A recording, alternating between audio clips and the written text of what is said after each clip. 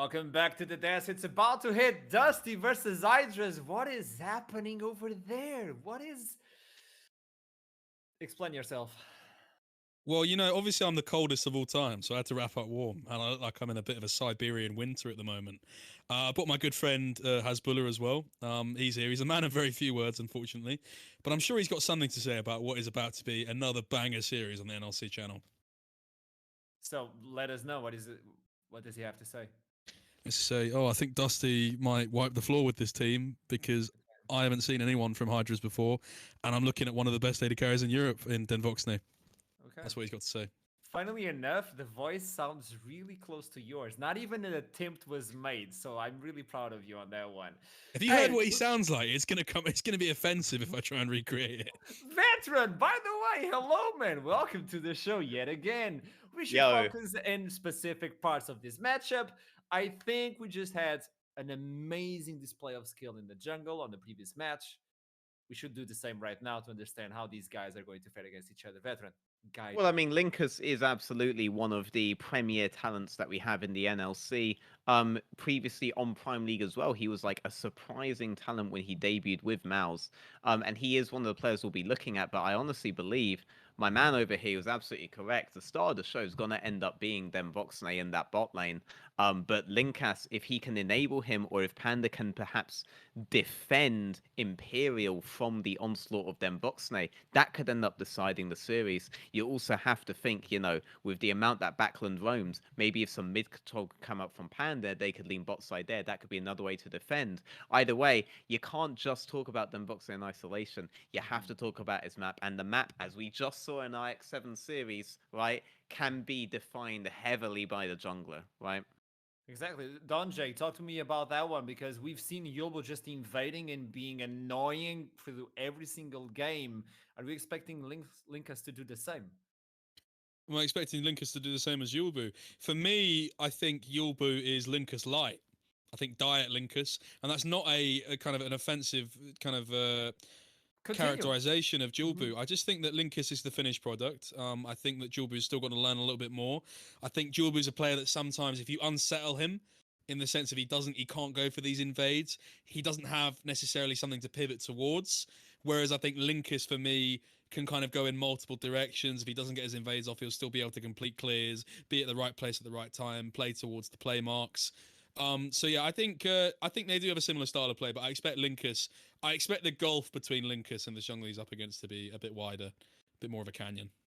In that way, we already talked about the AD carry, so I'm going to skip this one because it's really important to talk about them Voxne, obviously. But let's look into the way they bring in the compositions, the way they play on this matchup. And this is interesting to see Dusty versus Hydras. In the beginning of the show, Vesron, you talked to Yeah. me about this and you explained to me the difference in between these compositions. Can you do it again for those who missed it? Yeah, I mean, you're seeing basically on the side of Dusty some very wide map states being played, by which I mean they try to play through all three lanes and they try to keep all three lanes in play for as long as possible. You have Kerberos on top side, splitting with the Jack, splitting with the Fiora, some very heavy levels of aggression coming from him. You have in the mid lane those Yasuos, those LeBlancs, right? These picks that can pin their opponents down in lane, punish their missteps, and roam around the map, look to do those dives. We see that quite frequently from especially the LeBlanc. And on bot lane, yes, you do have team fighting in the sense that with Varus, with Renata, you can have some very nice combos, or with MF and with Leona, but you're also looking at lanes that try to win from the very early phases of the game right the way through to the end. Aphelios was a very big priority pick, and so obviously you have these ganking global early mid-game junglers from Linkus to support this very wide way of playing from minute one onwards. But on the other side, you got your Ivan, you got your Sejuani, right? You've got your tank tops, right? And you have your combos with your carries, right? Like the Selfway, Amumu with Imperial MF, and with the Veigar coming out in the mid lane there, right? That's an extremely potent combination. Ash, Karma, Zoe, one of them lands something, they all land something. Tristana, Oriana, Leona, very all in, very heavy on the team fighting. We even had Imperial on the desk. He was saying to us they do prioritize these team fighting comps. They're proud of that fact. but these come online a bit later. Dusty try to never let you breathe. They choke you out the entirety of the game until you go unconscious. But if Hydras, if they can stay awake for the rest of the series, then maybe they can pick up wins in those late game team fights and make the comeback necessary. I know the pick and ban is almost ready to jump online, so I just want to make one additional question for you, Don Jake, and if you want to jump in afterwards, veteran, obviously I would be happy. The idea that when you have such compositions of wombo combos, sometimes if the team falls behind, you can still pull the trigger if the synergy is there. One falls behind, but the rest may be able to keep up with it. So when you're facing a team like Dusty, obviously there is going to be a lane that's going to suffer, obviously. But it seems like Hydras is a team that excels at that. Even if one falls behind, they can still pull the trigger. What do you guys feel about this? I'd be interested to see if that weak point that they choose to target is in the top lane. I mean, we talked about Kerber Bob Ross. We talked about Kerber Bob Ross, happy little accidents quite a lot of the time, laning mistakes from him. I think laning could be characterized as one of his weaknesses. I think that's where he kind of fell short against Ragnar in a few games. I want to see Kerber Diana Ross. I want to see upside down, boy you turn me, and get really good wave states for himself in beneficial matchups. I think if they can force him onto stuff that he can't get that on, for example, if they're not on red side, if they're on blue side, I think that's a focal point for potentially Hydras. Veteran. I mean, I really like the way you're characterizing it, Archon, right? Like, I think if they're able to take out any one of these points, right, they can still, on the side of Hydras, actually make their composition work. You cut off one head of the Hydra, another one grows in its place. What Dusty have to do is cut all three heads off at once, and this is a team that plays to do that already. And if they can do that, they can slay the beast. The question is, though, right, will they be able to do that consistently? Maybe this Cobra thing could be an issue. Maybe Backlund doesn't get his comfort. Maybe then Voxnay gets too confident, right? Who will be Hercules? True. Yes, if any of these are true, then the Hydras will not be slain today. CJ, this is an analogy, okay? This, okay? I'm just saying. Yes, CJ, whoever you are. No, Don Jake. It's his accent. Ignore him. Anyway. I got murdered. Okay, moving on into the bot lane. We need to understand because the damage needs to appear from somewhere. And obviously, if Imperial falls too far behind, that's going to be complicated. And this is a scary factor. We were talking about the Voxner, the idea of his KDA, CS per minute. He's godlike on that. But to me, what excels the most is almost 1,000 damage per minute as an AD carry. This is something to behold. So even if Hydras falls behind, rookie numbers. If oh boy, those are good rookies though. If Imperial falls behind too far, maybe that's like a part of the sword. They don't have to cut those heads you were talking about. I think 100%. I think the good thing about Imperial is an element of bromance to him as a player because Imperial can always go on a mandate.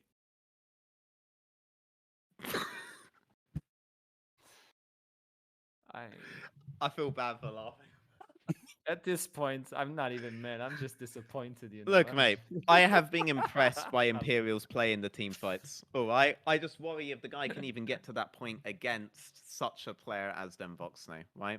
But if they can get to those points, I do believe in him. It is that's just the big question we have here. You have big numbers coming in from team on the left. You have big expectations coming from team on the right, but they do, in fairness, plan for these kinds of eventualities. They are in a good spot. I'm going to throw my vote the way of Dusty overall, but I did throw my vote the way of X7 overall. And even though I thought Jewel Bull could be the man to watch here and he could be the difference maker, I didn't believe in it to the extent. Maybe I would prove him wrong here. Maybe Imperial will be able to bring things through. Maybe Selfie brings things through, but I do think it's that bot lane that we want to look at for this matchup. I just received information that we are just waiting for specific players to join and be ready for the champion select. So chat, don't say caster start the game. It's not on our power. It's just on the player side. And we're not even casters. We're on the desk. So speak for yourself. I can start the game whenever I want. Okay, do it. I don't want to. That's the problem. Wow, he has to do live quiz bans against Don Jake every single game. You know? Exactly. The Rizzler himself. The Rizzler. Rizzy Rascal. Well, another thing that we need to bring is the fact that while on one side Dusty were capable of moving through the groups 6-0, uncontested, really good timings and the way they ended the games. On the other side, Hydras went 3-3. So it's still a team that shows promise, but they faltered. So in the amount of time they had to work in veteran, I'm gonna hit you with this one. With the amount of time they had to work as a team, it's really complicated to solve these issues with like a week of notice, especially when you look into the draft and you're like, oh, I'm playing versus the best team of Aurora Open. How do you tackle this one as a coach? How do you look into your team and give them hope? I mean, you have to look at the positions in which your team is the strongest and see if there's any overlap. And I think there I'd immediately look at my mid laner, right? This man's belting out the Veigar, right? This guy's belting out the Victor, this guy's belting out the control mages. Things that are very, very good into the man in the top lane, Kerberos' pool. When we look at how a typical team fight looks, if we even get to that point, for the side of Dusty, it's all about these juggernaut kind of picks, right? And even if you look at Linkus, you have Talia trying to dive in, you have Wukong trying to dive in, you have Olaf trying to get in there, right? If you have these aspects of control from the mid lane, then that could really eliminate Dusty's grouped game plan. And if you force a kind of chaotic nature into the game where Dusty is forced to have to meet you in these fights, maybe your composition could be enough. And I mean, I see that Ivan pick in the draft that we're looking at there, another heavy disengage pick. It's difficult to get past these things, and Dusty do pick comps that have to get past them. They aren't these heavy range team fight kiters. That could be a weakness if you can force them to meet you. And how complicated it is to draft versus Dusty, for instance, because as you said, Don Jake, you have the top laner, which is a complicated one to target. Even though you're not allowed to give him Aatrox, on the groups he was able to get Aatrox and he finished with something like 20 plus kills with 0 deaths. Please don't. We've learned from mistakes in the I group expect stage. more from you, mate. Oh, like 30 bomb in the middle of the game. Minimum. This is disappointing numbers. We're calling in tac nukes today. So True. Don, tell me how hard it is to draft versus Dusty, and how can you approach this one? Look into your team. Imagine you're going to be playing versus Dusty. Like, think somehow you're able to win versus Astralis, and then versus Riddle, and eventually you get to Dusty. How can you? If I look at Dusty and sort of the way that they approach they approach drafting, and I sort of, having spoken to Zen a bit, and I know he's a player, he's someone I've characterized as being like almost like a light from Death Note like figure, where he's got his little notebook, he's got all his little kind of outcomes and whatnot. He's very out. I think what you do then is you do a very have you ever seen the Darren Brown thing? That he's the guy that does all the tricks psychologically. He basically, as a feat of memory, he gets 8 grandmasters in a circle, and he memorizes all of their moves, so they all play against each other. So he ends up beating 3 of them and drawing against 3 of them and like losing 2. So he ends up beating 8 grandmasters because he's playing the moves of the previous grandmaster. So they all end up playing each other. I think that's what you've got to do against Dusty. You've got to let them beat themselves. You said I was wondering where that was going. Yeah, me neither. I was expecting like a bomb as well, but well, let them beat themselves. You muddled it up with the memory thing, mate, because it wasn't really a feat of memory, right? He literally just played the last move to the next guy, right? But like, no, but he's not. No, he's not playing the last move. He's playing the move from like 2 before. Wait, I'm getting a call. Oh, it's pick and ban. Let's head it off to the champion select about this one. Let's start. Let's get it rolling to understand where we're starting. Yasu has been removed from the table. Darius as well. Like, can you even target Kerberos? Apparently, Dusty lost her first ban. Yeah, so we were waiting for the player, and now you know who it is. Yeah, I mean, they're absolutely chilling here. They don't even bother to turn up on time, and they don't even need a goddamn ban against these guys, right? But, you know, Hydras, they're like, see a Kerberos, we don't want to deal with that Darius. You ask me, right? Like, can you ban out Kerberos? You can't, but he does have a very particular style, and you want to ask yourselves, do we want to play into him on that style at its worst, which is the Darius? And I would say, anyone would say no. Aatrox is up. I assume that has to be picked away by Hydras. So if they pick this one, I think Kerberos can go mad with something like the Olaf. We've seen it before. They tried before. They did wowie. All right, tactical nuke incoming. I am hoping to see minimum of 25 kills over the course of the series. Linkus on the Graves. He is a player who can pilot this kind of champion expertly throughout the jungle. I'd also be interested to see if a Trundle was going to be brought out there, but I guess no, we fully trust in. Oh, okay, everything was refreshed. We fully trust it in our jungler's ability to play out the farming scenarios, and this is the classic Aphelios Dusty priority. They've done this the whole time. Heretics did that the whole time as well, and those ultimately were teams that ended up winning their region. Oh, but instead we go into the Sylas of Backland. Not at LeBlanc. I'd normally expect a LeBlanc situation from Backland in this state, especially with the way that they've entered this tournament. They're saving the Aphelios for later. Maybe they even think there's something into it. They had Aphelios taken away from them by LDLC, I recall, and they were going Sivir the whole time. And if I look at this comp, I think Sivir backs them up quite nicely. We've seen this before. It has worked. We haven't seen that before. Not on Aurora Open. We've seen this on Worlds, so we've seen this before. This is quite interesting. This is setting up for something interesting. And this is a flex, isn't it, veteran? Yes, and you're thinking about Syndra, right? Now, you can't do that in mid lane right now, but if this Heimerdinger ends up going towards bot side, you're thinking about the Syndra. This could very well be a Heimerdinger support with Aphelios. They've taken away them Voxnay's premier lane bully, but this man can do it on everything. I always thought of him and still consider him a Tristana player first and foremost, but I'd assume Civ is the play. I wonder if Stend is able to break out the Syndra into the Heimerdinger though, but you want to wait to a later rotation when you know for a fact where the Heimerdinger is. This could go towards mid lane right now. Yeah. It could even go top if you're feeling especially spicy. It's gonna be a Varus. We're still going pure lane bully. We can poke them out. We can do things early on in the game. And we have the makings of sort of a siege composition coming in later on. Graves can defend the range of the Varus, but then Voxnay is not willing to give up his DPM yet. He wants to get his damage in as early as possible. Surprisingly enough, Hydras goes into the second round of bans, Don Jake, and this is quite interesting. Do you see anything that is catching your eyes that you would like to point out? Well, I mean, I think the obvious one is sort of the Heimerdinger support. I think it's something we've seen at Worlds before. We touched on it briefly here. And like Veteran's saying, for me, it's does Sten play Syndra? I think from everything I've seen from him, I'd suggest probably not. I reckon he fancies it. I reckon he thinks he can, but I don't know whether or not he has actually played in a competitive environment before. It's not exactly something we see in a lot. We haven't really seen the Syndra in the bot lane since, you know, that G2 kind of 2019 arc, 2018, where you started to see a lot more majors in the bot side. So for me, I mean, Veteran, what would you say that they need to round out their composition here for Dusty? Well, last time I saw Heimerdinger, I let out a list, but my main pick was the Syndra pick. That was the picture that I had there, and then literally 5 minutes later, GAM Esports picked at the World Championship stage. Please do let me know where I can send my invoice, guys. You didn't get back to me. The other options that they have open for them, though, Sona is the one that immediately comes to mind. Right? Sona into Heimerdinger is very, very difficult to play out for the Heimerdinger so long as you can escort her through the early phases where she loses mana. Sona is the pick you want into early poke because of how AoE it is. But the other option is you just kill him, right? And Varus Fresh is a heavy pick-based all-in lane. They're saying, we don't care if this is bot, we don't care if this is mid, we don't care what you pick bot. We are going to go all-in and we are going to get you.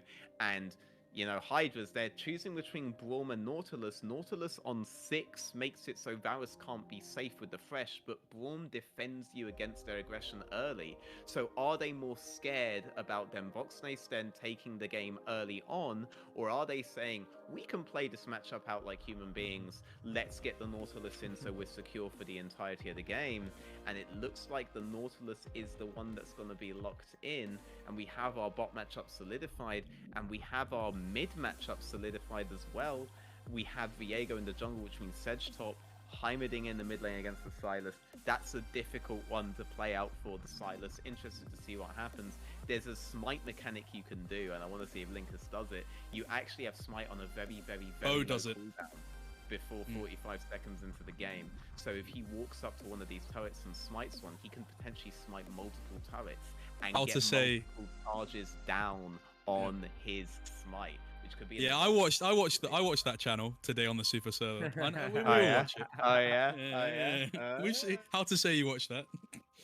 So that is a keyword you can bring. Mechanic that exists. I'm interested to see what happens. Mordekaiser is the last pick, which means Aatrox was left open in the entire champion select. Nobody wants him, but it's a way to also isolate a target. And if you see the Heimerdinger before he pops the ultimate, you can just bring him to another realm and say, well, there's no turret for you, my gentleman. You can drop it here, but it's out of the equation. So a lot of ways to deal with that Heimerdinger, but I still think it's going to be hard to pilot in the mid lane. And I'm giving you guys time to think about when you have these champions, this pick and ban, who's going to come on top. Don Jake, let's start with you then. Well, I've been. I don't know. I can't really predict it anyway, other than Dusty. I think it would be. You know, I'd be a bad faith merchant at that point. I'd be peddling absolute obsoletes and impolite statements. I think Dusty have to win this. Seems fair. Veteran, you going to side with the Dusty or? I'm a true believer in my boys in Dusty. Even without a ban, I think they just get to express their skill level to an extent unforeseen in NLC history, and I think they'll continue to do so. They will cut all heads of the Hydra, they will slay the beast, right? And they will reveal themselves as the true monsters, the true final boss of the Aurora Cup. Seems good. Final words, Don Jake. I know you want to say something. I think I will regret it. I did get outed in chat, but they said that they've apparently got the same moves as Hans Niemann. I was pretty sure we were the ones playing against Carlson in our Astralis series, but hopefully Hydras haven't had to put anything up their bum for this game in order to win. Well, lovely. It's time to send it to the casters. The casters that are going to take these series. It's not the same casters as we did before, so without further ado, it's time to send it to Doc Leather and, as Kameda says, Robin Hood. Thank you very much, Archeum, and welcome to the caster desk, where we're gonna take it from here. I'm Dogsider, and with me I have Rude Dude. How are you doing today? Yeah, I'm doing really well. Happy to be, stealing from the poor, giving to the rich, and I feel like this series could be a little bit more of the same. We've got a fairly one-sided matchup on paper. I think everybody coming into this one is looking at Dusty as your favourites. But I think that Hydras, much like the series that we actually just saw prior, could very well take this game, take this series, and try and upset once again. Always an opportunity for that, and we are already in game. Zooming in on, as it was pointed out by the Analyst Desk, the superstar of Dusty this tournament, then Voxne, has been a huge force to be reckoned with, and I had the joy to cast their group throughout. And even when Dusty at times weren't completely perfect as a team, as some might expect from the favorites, then Voxne was always the adult of the team. So them afloat. Keeping the kids in check. Okay, guys, let's win the game now. All right, you've had your fun. We've thrown a few lives away.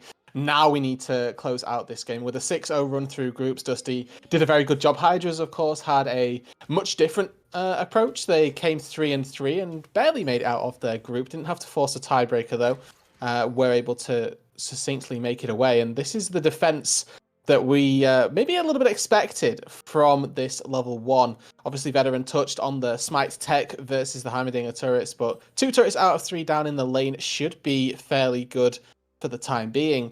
And of course, with Hydras here, they are the lesser known. They are the first of 3 closed qualifier organizations. I want to take a little bit of time just to run you through the history a little bit, get you to become familiar a little bit more with the organization, because it's been around actually since 2014. So they've been in the league space for a very long time, competed in Division 3 last year. So they're no stranger to competition, and they've got a plethora of carries. They know that they can play through all roles when they're looking to really get aggressive. But this time, they're fail-safing, going back to this mid-AD carry combo, which was so successful for them in the group stage, to try and carry once more. Yeah, very much so. And we heard the analysts already talk through the draft, and there's a lot to be agreed with. I think, of course, Hydras have everything to gain from throwing a wrench into what you usually expect to see. Of course, Dusty is no stranger to playing against the Heimerdinger. Maybe more in the bot lane throughout the group stages, but we'll see if Colonel can be the one factor that can maybe give Hydras a little bit of momentum versus the teams, which is, of course, a huge favorite in this matchup.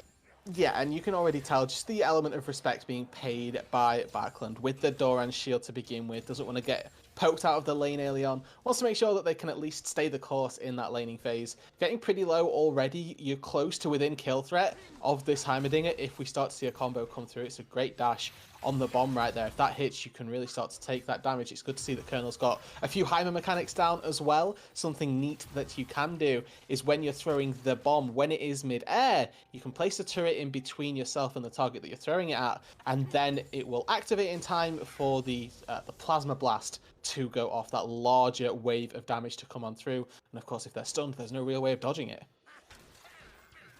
Feels like this is very much a game of picking out all the mechanics around Heimerdinger and what he can do and what the other team can do against him. Damage is huge, forces a flash, and yeah, Look already. where Panda is as well. We'll see how Dusty and the rest, Buckland and the rest of Dusty is going to deal with this. For now, sneaking around the fog of war, trying to find an angle here, Panda, but it is also going to be very hard to dive this early. And importantly, it's worth noting that Linces actually went for a complete full clear, and I thought he was going to try and steal away those Krugs, but knows the timing for Panda, knows that he's going to be going back to base and then heading back out toward those Krugs on the bot side. So it's going to be a completed serrated Dirk off the rip for Linces. He's going to be incredibly strong if there happens to be any jungle skirmishes. That mid 2v2 seems like it could blow up at any given moment with how aggressive Colonel is playing, and quite rightly so on this Heimerdinger. When we get to that 2 versus 2, if it should come to bear, you have to give a little bit of priority, a little bit of favour over to Linces on this Graves. Absolutely, and if we look at the map a little bit more as a whole, Dusty, of course, they picked all comfort and all style into Hydras. What I am interested to see is, of course, always when you pick a Mordekaiser, who do you intend to pick out? Is it going to be the AD carry on the opposite side? Or, in this game, is it going to be an attempt at the life of Heimerdinger, try to get him out of where his turrets are, to try to deal with him in that zone? Of course, it works a little bit different than you would versus an Ilaoi, for example, but always something to be considered. Top. The trading going on, good damage both ways, but Kerberos, of course, going to win this out in the end with the Conqueror stack. Yeah, good little trade on this top side. Mordekaiser as the R5, the counter pick for Kerberos. He's known for having these counter picks as Sten stepping forward aggressively. Oh yeah, throwing that hook, and they do know that he is in there, but Kerberos is a player who's obviously proficient at playing these top matchups and going for the carries when possible. Picks up this Mordekaiser, which is a good matchup into tanks generally speaking, but you can see that Shida has opted into the Ignite to give him a little more dueling power to potentially combat that early skirmish, that fighting that the Mordekaiser is going to try and put down. Junglers meeting up by Raptors, Panda trying to get as much as possible before weaving out. For me, I think that the important part, right, of how this early game at least has been playing, because there's nothing to... okay, early Death Realm. Yeah, flashes in, stacks up the passive. Is it enough damage to take down Shielda? It's all a question about surviving, trying to find an angle out. He's buying a lot of time, and Panda has Recon Wind with him. Can they chase him down? Flash already expended, of course. Ignite available for Sheda if they want to try to go for it. And they do. They try to get a little bit of damage left. Stun is down. Kerberos is low. Shield might keep him alive, but no! It is a kill for Hydras, and they take first blood. And this is such a huge wave under the turret as well. Kerberos is going to miss all of it. Stand. Oh, yeah, trying to trade in. Last Q from the Voxna does not connect, but Linkas is here. Maybe attempt at a dive. He spotted out of the ward. He's going to pick that up, and then back off. Okay, so first blood of the game goes the way of Panda on the Viego, a very proficient assassin player as well. We saw him pull out Zed in the group stages as Backlund steals away the Heimerdinger ult and... takes a lot in return, though. Yeah, it costs him dearly with the health bar right there. He's going to have to play a little bit more cautiously, and in fact, he's actually going to opt into a recall. What we're seeing right here from these junglers, I wanted to touch on this a little earlier, is that Linces has actually been fairly aggressive in the Viego's jungle. Panda lost out on the second respawn of Gromp, and you can see Linces taking away the red buff. This one happens to be a trade, but this is Linces who didn't make a move in the early stages toward a lane, covered the bot lane on that fight, but versus Panda, who went for the early gank in the top side and successfully burned the flash and got the kill of Kerberos. It's this trade of playing for your lanes that Panda was able to get a lead in, versus Linces playing this very farm-oriented, aggressive jungle, where he's able to get a lot of farm for himself and will now have to be a carry later on. Of course, though, Hydras must be extremely pleased with the early kill, and yeah, that was a very close one. Gidas buying so much time in the Death Realm, and the Panda being quick on the trigger, getting there just in time, and expending everything together with his top laner to make sure that Kerberos' aggressive playstyle got punished. And yeah, that is the two-sided sword. That is a player that likes to be a carry-style kind of guy. They're gonna meet up. Oh, yeah, Kerberos didn't even know the Sejuani was there, I think. But, the hidden Sejuani is, of course, the deadliest. Yeah. And let's go to touch back on what they were talking about in the Analyst Desk section as well. Stolen away bomb there isn't going to cause too much, but Dusty, of course, a team that, as Veteran was mentioning on the desk, very proficient. Need to see if that was a smite contest, but not happening. Yeah, continue. Trying to force things out early on, going for these fights like this. Panda securing the smite though. Nico's just gonna try to chase him down. Not gonna be a kill, but every bit helps when it comes to doing a little bit of hurt in return. And without all of their aggression in the early stages, it's a little bit of a different look for Dusty than they've at least had to show in the group stage, right? They had that 6-0. They went very, very well through the group stage and had a brilliant run through NLC as well. So them being a little bit set further back is a different style, a different pacing for them for the time being. Whereas Hydras were alluded to be a team that played very slow and liked to get to that late game stage where they could team fight very aggressively with Imperial at the helm, the captain for this team, that team morale that he's the one sort of boosting up throughout. When Dusty allow their teammates or allow their opponents to get to this point, and particularly as Hydras, it could be a bit detrimental to them. But this doesn't necessarily divert too much from what I saw from Dusty in the group stages. They seem to be slowing down their style a little bit. And as previously mentioned, what really makes that package come together is the Voxne. They've had multiple games where they've been behind in the early game. They have made some mistakes early, but it's always remedied by their expert team play and how they enable their AD carry to just take over team fights. His positioning is always flawless. He has insane KDA, as you saw in the pre-game stats, and damage too to really pad that up. And even though you can see teams maybe even get up to some thousands of gold leads versus Dusty, I never feel safe about it because the Voxne has just proved that he will make anything happen in any situation. And this game as well, not looking to be any different. The bot lane has been largely unchecked by the jungle as there was a little bit of pressure from Linces early on.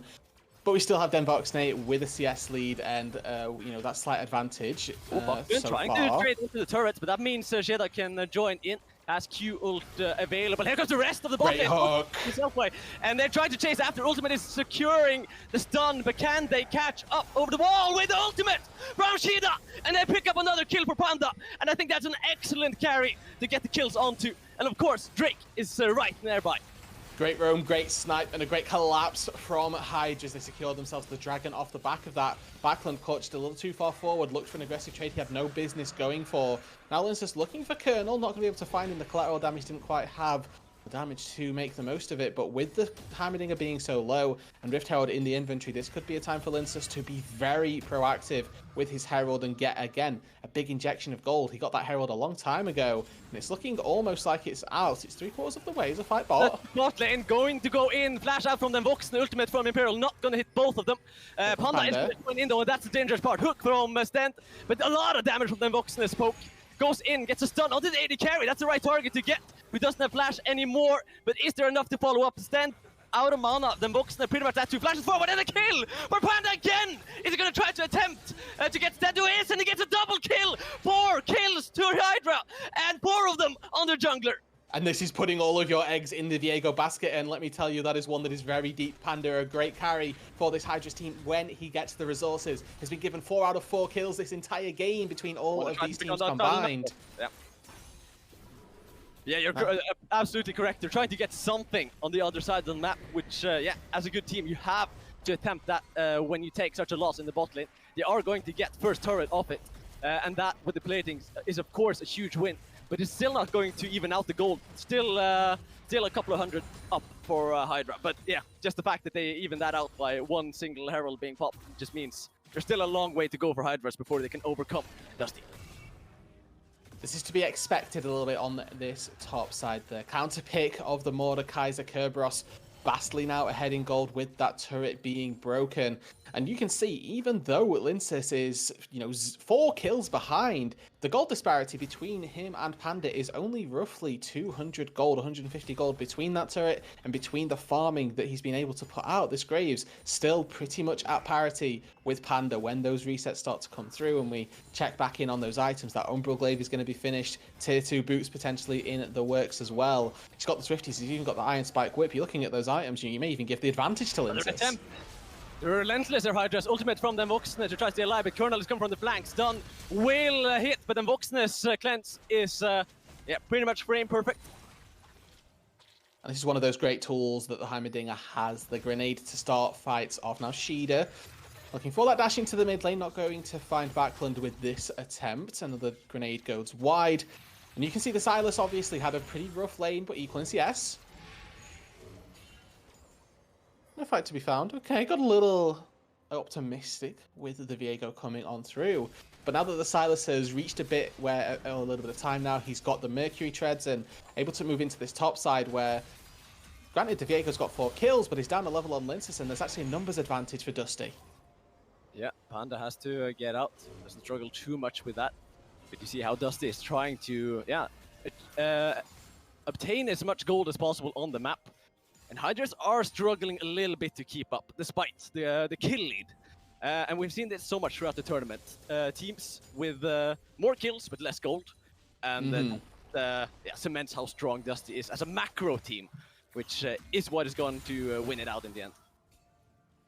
Usually. Now is the time for Hydras when we need to look to those shot callers, their jungle and support the 2 shot callers for the team, Panda and Southway. Of course, Panda having all of this gold should be one of the sort of advantages for Hydras in this game, that he can look to show how strong he is and where they can go on the map to push that advantage. Right now it looks like the bot lane is going to be able to find this entire turret. Red, white, very good at taking those, and when Denvoxne takes one base, it costs him the entire turret itself. Small chance that we see a trade. It looks like Dusty are getting this Rift Herald, the second one of the game, going their way uncontested.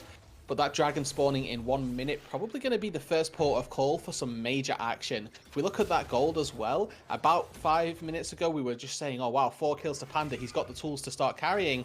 Nothing particularly has happened, and Dusty, as you mentioned, have started to play that macro game and started to get themselves a lead in the match.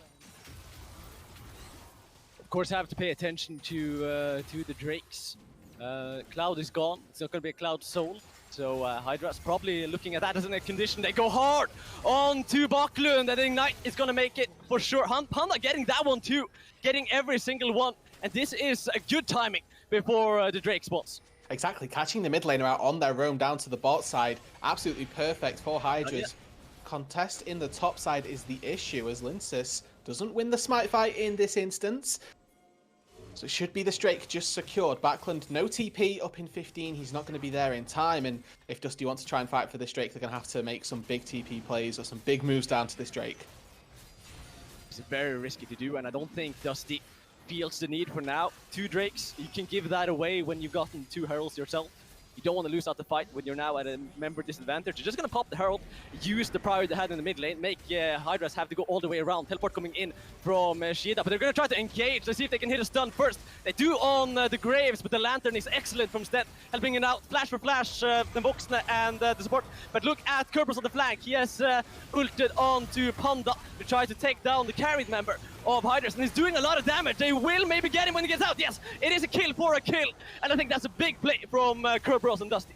Both of the AD carries getting these kills, but as you mentioned, it's Dusty that are going to come out on top. They get the big shutdown that was on the Viego's head, and that is 700 gold into Denvoxne. The big carry for Dusty, the linchpin of their composition. With that gold in his back pocket, the carry threat goes through the roof. And that is just such a smart play from Kerberos. Really seeing that, yeah, we take out the AoE, the potential of team fighting from Panda, and we slow that down, then yeah, we can pop it when he gets back out. And it works out just perfectly for them. And the gold still within 1,000 gold differential, even though we've seen so much action throughout the game. So many kills for Hydras too. But yeah, Dusty doing what they like best. Then Voxen is getting more and more money, getting more and more fed. And yeah, he's still he's been killed once. But it depends to see if we'll see another death on him within the next 5 minutes. And the Immortal Shield Bow as well should keep him even safer when we get into those skirmishes. It's such a good item for keeping yourself alive, obviously. And when you've got Panda, really the only dive threat that has meaningful, consistent damage, it means that that Immortal Shield Bow probably going to have a very good tool. Getting engaged on, Cleanse good again. Are they going to try to chase it down? They're not going to chase it. And yeah, but that is an important summoner on the Voxne, but you can see 4 members from Hydras just being in the vicinity, trying to find out the AD carry. And yeah, I like this. this is a little bit of what we were hoping for from Hydras. I'd say they're a little bit late on sort of making these proactive plays, but they're looking to get things done. Onto Shieda. Doesn't manage to queue out the good damage from Kerberos, pulls him back in, and you see the tank shredding going on. Might be enough. Yeah, Shieda does go down. Great play from Stent who enables that play. Yeah, and Stent, a quintessential pick of his is just the Thresh. And any hook champion, really, sort of the trademark of this support, was able to pull it out on the EU Master stage as well and have some great successes with it, giving him the tools to find these plays in the side lane. And we're getting to see quite why Kerberos elected to take this Mordekaiser into the Sejuani in the top side. It's a 1v1 that he has felt very comfortable in. Despite the fact that we see the 1-2-1 scoreline may not look too flashy, let's look at the side lanes that he's been to. Both of those tier 1 turrets, both in top lane and bot lane, are gone. That is purely off of this Mordekaiser. Not really had too much chip damage from Voxnay and Stand to begin with in the bot lane, so this Mordekaiser is certainly starting to take over. And we look at the route that he's gone with his build, opting into that Frostfire Gauntlet, the Rylai's Crystal Scepter as well, now an additional Giant's Belt as well. This is going to be an incredibly hard Mordekaiser to try and take down before Imperial has got that 3 items of a marksman. And with this tanky build, it pretty much means that, Hydras, they need to diversify where they have their damage. Panda got ulted in the previous large team fight. It means he couldn't do the damage he needed to do with the gold. But here is where I want to praise Hydra's macro, because they've taken down 2 towers this game. Both of them are solo gold onto Imperial. They are trying to stack it up on the AD carry, using the Viego as a linchpin to get their AD carry into the point where it's just doing too much damage, even towards a tanky Mordekaiser, meaning that despite either one of those targets being taken out, the AD carry should still be able to do the job. And you saw as well, just when we had that gold flashed up, the gold disparity between the 2 teams is, thank you, Reed, equal to the gold disparity in the top laners. Everywhere else is pretty much matched. It's 500 gold here at most, but then we look at the top lane, 2.3k difference. Kerberos so far ahead in this side lane. For Dusty, if they can just keep one person in that side lane, if it's Kerberos and there's somebody there to answer, he's going to win that 1v1 regardless. Yeah, Shieda is not winning another side lane 1v1 ever again, in this game at least. Maybe a bit too sweeping statement to say ever again, but we do see an attempt stun used from them. Vox. Are they going to fight it out? Selfie doesn't hit pretty much anything. He's not going down though, and the counter stuns are big. They got to flash out pretty much everyone on Dusty. The fight is not completely done yet, but the damage done by Dusty means that Selfie probably not going to be able to resume getting back into the fight. And of course, the important thing, Drake has spawned. It is of the mountain variety. And yeah, Dusty would very much like to get this, to get their tanky members even tankier. Yeah, health bar's just a little higher for Dusty. They've got control over that river and they're going to try and take the turret. Dusty, that take the Drake. It's Hydras that had prior in the mid lane. And they're trying to push this for the turret. They should be able to get this. It's the exit that worries me. If they can get out. Yeah, not getting punished. It's difficult to do. Setup from Heimerdinger just means it's so difficult to engage in. Bucklin's gonna try to do to stop the backs at least, but yeah, they are going to at least manage to complete it on a couple of members. But it is getting a little bit dicey for Hydras to burn through Kerberos. You saw how hard he was to take down when he just ran past 3-4 members of Hydras when they were taking the tower. Did pretty much budge his health bar at that point, so they do need more gold. Remember, but look at the catch Stand just stepping too far up. He's not gonna get out. Shieda picks up the kill. That is just a little bit of a misstep from the support of Dusty.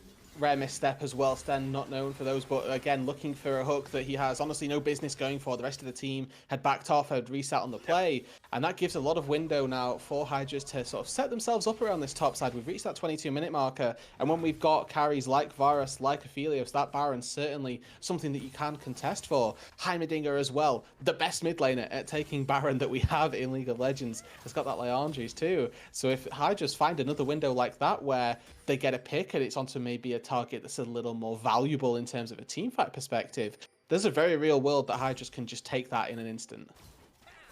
And that is definitely something for both teams to keep an eye on. It is something that can be snatched away quite quickly. Let's see if Colonel can do anything in top lane. Teleport coming in from Shieda to help out his top laner. They're going to try to focus down Linka to get out a little bit. Big damage from the ultimate though, but Bucklund, do you have enough to take down Colonel? Shieda is body blocking, but has to flash out. But a follow-up might just be enough. No, the burn not doing damage, but the fight is not fighting.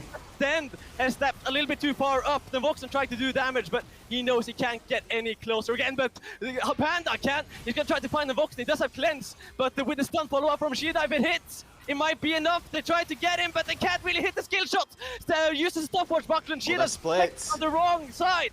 And that is exactly why I say it's so hard to get the Voxen, even when you have an advantage in the team fight.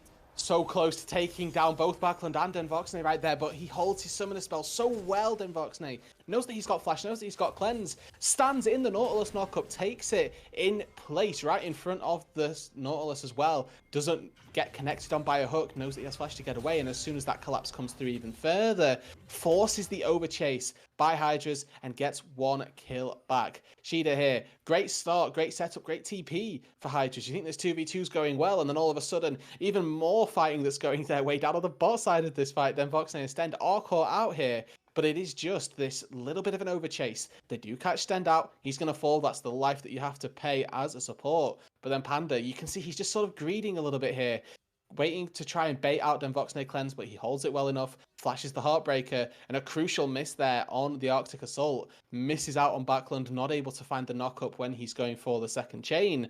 And that is the difference, really, between getting a kill and getting out, and then getting just a kill on yourself. And the margins there are just so very slim. We're not getting a single break. Then Voxna gets lanterned out, but the thunder is huge from Colonel. The follow-up damage is also, and they take down the Voxna. The fight here is probably not going to go in Dusty's favor unless they do something miraculous. But they sure are going to attempt. Stopwatch is from Selfway. Linka's kiting well. They take down support. Shieda not engaging on the bot anymore, and they do actually return it. Miracles do happen, I guess. And it's a 1-for-1, but getting them Voxna is always a great catch. And it's just that TP in, or the presence really of Kerberos, not even TPing, but trying to fight around that choke with the Maud is so difficult if he steals one away into the Death Realm as well. There's just no way for them to fight in that small choke point when they've got the stolen away Nautilus ulti as well that we've just seen taken by Backlund. But a 1-for-1 that is still very beneficial for Hydras, do not get me wrong. We mentioned taking down Denvoxne is probably the hardest task that any team has had to face so far in the Aurora Open. Hydras so far making the most of it. We see that those summoner spells were down, and a great pick by Imperial. Knows that the Varus stepping up on the wave is not allowed when he's got Gale Force ready. Reminiscent of Spring of this year, where you just see AD carries ego check one another. Gale Force Aphelios, gravituming in and making sure that the team is there to play the pick. Exactly what we want to see from Hydras. Proactive play through this mid game, try and get themselves a lead back. And I mean, if we were to turn off the name bars here, and the team names too, we wouldn't expect this to be a team from pot 4 versus the favorites of the tournaments. I really do think that Hydras are stepping up big time. They're keeping the pedals on full throttle, and they're not giving Dusty the kind of room they might be used to have versus these kind of teams. They are engaged in mid lane though, but they are managing to, at least for now, hold off the assault of Dusty. A little bit over-aggressive maybe from Shieda, but he's trying to stop the flank from completely eating them up. Ult use from Kerberos, and here comes the re-engage. Can they take down the tanky member? But the re-damage is so big from Dusty that Voxna has done enormous damage, and Dusty just bursts down the entire clumped up Hydra. It's exactly what you talked about. Go for Dusty. You have to go for Denvoxne. He finds a snipe onto Colonel. Imperial gonna fall after the Baron as well. Hydras, they step too far forward. One Arctic Assault too close to the sun. And Kerberos pays with their lives. They're Kerberos, though, gonna find all 5 members. It's Dusty that get this Baron as well. Absolutely incredible team fighting from Dusty. And the second you don't focus this Varus, the second he comes alive. Just so many good team fights and good roams from Hydras, whisked away in the blink of an eye when all of the damage of Dusty lands at once. And that must hurt for Hydras. They know now that they are clearly behind. This Herald, no, the Baron is not going to be any less relentless. And it's such a disciplined first 25 minutes for Hydras, but just a single misstep can cost you.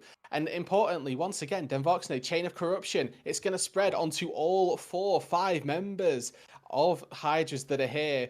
Crucial piercing arrow with those stacked up blight procs, insane amounts of damage coming through from the Varus, and it leads on with some of the spells being burnt left, right, and center after Hydras have spent, like I say, 25 minutes playing this game so close, so disciplined to make sure that they're focusing Denvoxne at those crucial moments, focusing the right players, the right targets at the right time to keep themselves competitive in a game that everybody had written them off from, to just have it washed away in a single team fight. And now with the Baron at the backs of Dusty, they're going to try and put some hammers into the base. And you saw in the replay too, even though he was the one to be focused, Kerberos, he was barely at half health. Didn't seem like that phased him at all. So they really need to angle themselves correctly here, Hydras, not get baited out by Kerberos. It's way tankier maybe than you would expect from a full AP Mordekaiser. And then Voxne being allowed to attack, as he did from the backline. You cannot allow that. You will get melted down, and you will not have a chance. And we can just look right now. This is maybe the most stark difference that you will see between AD carries just in general. Infinity Edge versus no Infinity Edge when you've got these critical strike marksmen. It's the most brutal difference that you'll find. We're still waiting on Imperial to cash in on that third item. Make sure that he can start to dish the damage back to Kerberos, but as he's stepping up here, is a little bit caught as the smoke screen is all that fires his way. But it's that early funneling that we saw from Hydras not paying off. They put so much stock into getting the first turrets onto Imperial, to trying to shut down Denvoxne as best as possible. But it just hasn't mattered. Denvoxne's 2 levels up, has a CS lead, has that item lead, and Imperial not particularly present in the most recent team fights. Absolutely, and the difficult part here for Hydras is what they've done so well throughout this game. Let's see first if Colonel can step out. Yeah, he dodges everything. Very well played Micro Whites from the mid laner of Hydras. But yeah, what they've done so well throughout the game is play aggressively. They've played with initiative. And it gets so difficult now that it is Dusty who has the advantage. They are the one who's pushing. There's no room for surprise in Hydra's play. And yeah, Kerberos is pushing onto inhibitors. It's going to be more and more difficult for them to get out of base here, Hydras. It might be a little bit... Oh my gosh! He should be fine. That's a lot of damage. That is, 90% of Colonel's health bar gone. But it's worth reminding people that Kerberos was the monster for that mid-game. It's now that Denvoxne has stepped up in these teamfights that he can dish out damage as well. But that doesn't take away from the fact that Kerberos' side lane is something that Hydras do not have an answer for. We see him just take an inhibitor turret for free. The Baron has now fallen away, so we've at least broken open the base for Dusty, and they'll be very happy about that. It gives them a pressure point to play through. The concern for me right now is that they still have got 2.5 minutes before that next Baron, and the next Drake that spawns isn't a soul for them. So it's not like you're getting that be-all and end-all fight. You're just going to be getting another Drake. It does make you, again, a little bit tankier. But on that soul, it is going to be so difficult to see Hydras winning any sort of fight. Because, again, reminder, we're playing post 12-15, where all of those Drake buffs came through. These individual dragons got a big buff and 3 stacked up mountains when you've got some decent resistances now across Mordekaiser. 9%, thank you. Yeah, 9% magic resist and armor for each individual dragon is a lot to consider. Definitely is, and it might have been the perfect Drake actually for Dusty to get when they were 2 Drakes behind, because yeah, they do get so much tankiness onto especially Kerberos. Of course, Tend can handle a little bit more too, but I think Kerberos is really the one to point out. And of course, Hydras can give another one away if they so wish. But I do think that they feel the noose tightening. I think they want to try to get a good fight for earlier, but maybe they won't get the chance. Engage from Sten, try to get Imperial, but he flashes out. Kerberos from the flank, making it difficult for the AD carry to do big damage. Stopper from Backlund, negating a lot of the Heimerdinger damage too, and Lucas is just playing very, very aggressively, trying to take down Colonel. Good flash for flash, so he does get out, but do they have the damage to deal with Kerberos? He's got 5k HP! Onto Panda, he's not even caring about the turret! And look at the Mordekaiser go! Backline is melted when he comes out of the Death Realm, and it is to be the game most likely, unless Colonel can do something magical. But look at Kerberos just running forward. He has so much MR. The towers do a little bit of damage, but they're just roaming forward. Stopwatch is only delaying the inevitable. There's no way back from Hydras in this game. That's going to be game number 1, going the way of Dusty. A little bit slower for them, maybe a bit more reminiscent of what we've seen from them in the past. But Hydras not able to hold on for too much longer. A 25-minute good firm hold, and then all of a sudden, one team fight just blows the game wide open. Dusty don't even need that third dragon. They're able to break open the base with that first Baron and run that one all the way home. Oh, and they have tendencies, their Hydras. They were definitely exciting to watch, and I like what they had to bring. But of course, just one crucial mistake, way too much versus Hydras. You need to play to your absolute best, to the best standards, and not make those kind of mistakes because they played so well otherwise.